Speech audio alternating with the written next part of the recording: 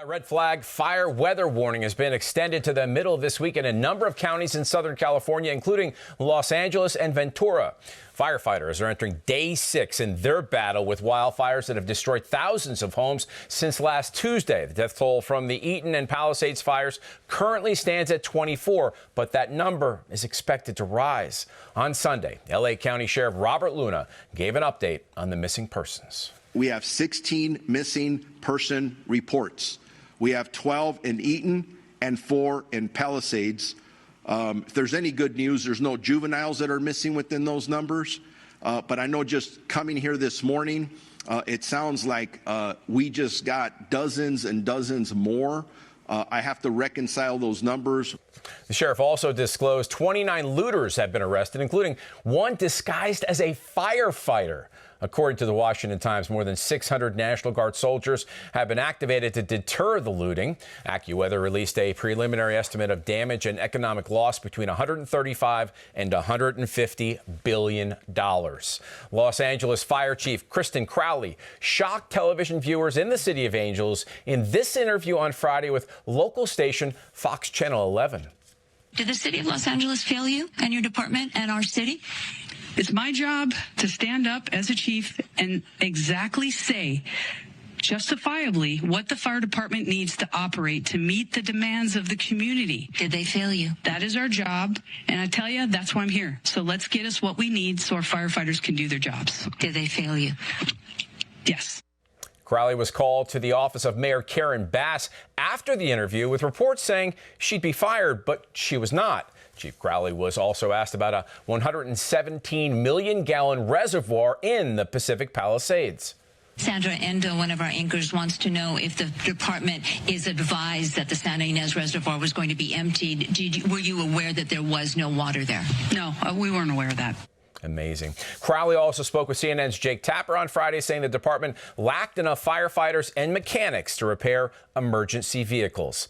Newsweek discovered evidence that just a few months prior to the horrific and most expensive wildfires in U.S. history, California Governor Gavin Newsom approved $101 million or more in cuts from 7 wildfire and forest resilience programs. Fox News reports the cuts included $28 million from state conservancies that expand wildfire resilience and $4 million removed from the Forest Legacy program, which encourages landowners to manage their properties. Gavin Newsom defended his actions on national television Sunday, but found the questions from NBC's Jacob Soboroff anything but softballs. Does the buck stop with you? I mean, you're governor of California. You might as well be the mayor of California. We're all in this together. We're all better off. We're all better off. We're all better off. And we're working together to take care of people. Newsom went on to say those who are pointing fingers for the poor response to the fire are trying to divide people, not unite them. Fior. Mike, President Joe Biden's farewell address has been scheduled. It will take place this Wednesday, January 15th at 8 p.m. Eastern Time from the Oval Office. Listen to Biden back in September giving his farewell address to the United Nations General Assembly in New York, where he reflected on his decision to drop out of the presidential race. This summer, I faced a decision whether to seek a second term as president. It was a difficult decision. Being president has been the honor of my life. There's so much more I want to get done. Before his farewell to the nation, Biden will deliver a speech on foreign policy today at the State Department. And Joe Biden extended deportation protections Friday for nearly 1 million illegal immigrants living in the United States. Politico reported that temporary protected status was granted to those from El Salvador, Sudan, Ukraine, and Venezuela, just ahead of the Trump administration's expected tougher immigration stance.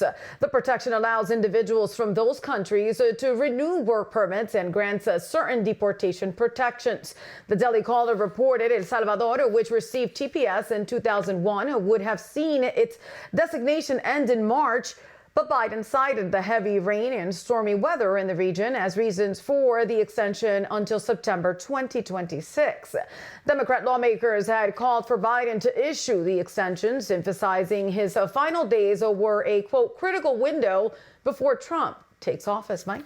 Your special counsel Jack Smith resigned from the Department of Justice on Friday as court battles escalate about blocking Smith's confidential Trump report. Smith's report covers Donald Trump's alleged efforts to overturn the 2020 election and his handling of classified materials. A federal judge put a hold on releasing the report due to ongoing legal issues. Smith's resignation was included in a footnote of a court filing on Saturday as Judge Aileen Cannon issued the court order blocking release of that report. The note said Smith separated from the Justice Department on January 10th, which is, of course, Friday. On Truth Social, Donald Trump sharply criticized deranged Jack, labeling him as a disgrace. Trump claimed Smith's efforts were an expensive witch hunt, destroying the lives of many people and families. Now, the Washington Free Beacon is reporting Los Angeles Mayor Karen Bass had a memo erased from the city website from L.A. Fire Chief Kristen Crowley, begging the mayor and the fire commission for help. It stated staffing, deployment, and size of the LAFD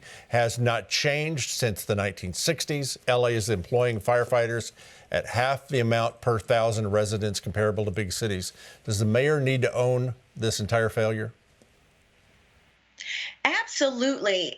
You know, and these things were in place before this mayor came to be mayor, but LA and California has gotten so many warnings. We had a warning from President Trump about what Gavin Newsom needed to do to rake up the leaves and all the foliage in the mountains and things like that.